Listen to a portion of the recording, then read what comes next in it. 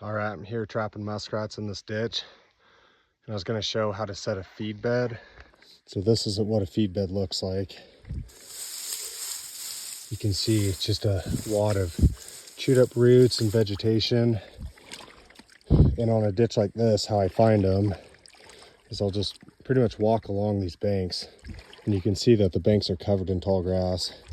And as I'm going, I'm just kind of constantly picking up the grass and looking. So that's how I found this one, since they're typically, in a ditch like this, they're tucked up under the banks. So that's what I'm looking for to set in these kinds of ditches. It's the most effective set you can make for a foothold. And it's one of the more effective sets you can make in general.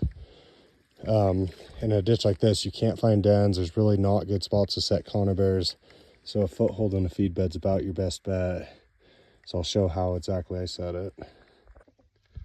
Okay, so first things first, you gotta have your trap. This is just a #1 single long spring, wire, and then some sort of stake. This is just a willow branch. And that's all you need for a muskrat. As long as they get out in deep water, they'll drown. You don't need a sliding wire or anything like that. So it's really basic and simple, which is awesome. And then show when I set the trap, what I'm doing is I'll just set it. And then you can see the pan right here, and I'll just move the pan down a little bit, makes it hair trigger so it doesn't take much pressure for a muskrat to snap it. And on a trap like this, it just doesn't really matter. But on like a 1.5 coil spring or something, you definitely want to do that, or a muskrat could maybe just walk over it, not snap it. So that's set the trap.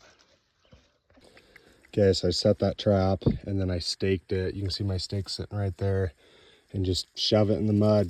Just as long, I mean, you don't have to have a long wire, just as long as it's enough for them to get out in this deeper water. And deep water for a muskrat, I mean, if it's a front foot catch, it's a foot is plenty deep. Maybe a couple feet, 1.5 feet if it's a back foot catch. And then I go for front foot, that's what I want to get. So you can see there's the feed bed, chewed up roots and stuff. And when I set these, I'll just make a little divot. Just put the trap in there, just like that. A little bit of water in the trap, and I'll usually take a little bit of crap. You don't need to do that. Muskrats aren't going to know the difference, but I usually just kind of break the outline up just a little bit. And that's all I do. See, it's staked, set, leave it alone. And that's all there really is to it. If you start seeing feed beds, you usually have a good amount of muskrats. If you're seeing more than a few, that's a good indicator that you have a lot. Because I've noticed ditches that don't have very many muskrats, you usually won't even find a feed bed. It's hard to find one. But when you're seeing feed beds all over, like this ditch here, it's usually a good sign. So that's, in my opinion, that's the most effective set for a muskrat, with the foothold anyways. And that's what I'm doing here today in this ditch.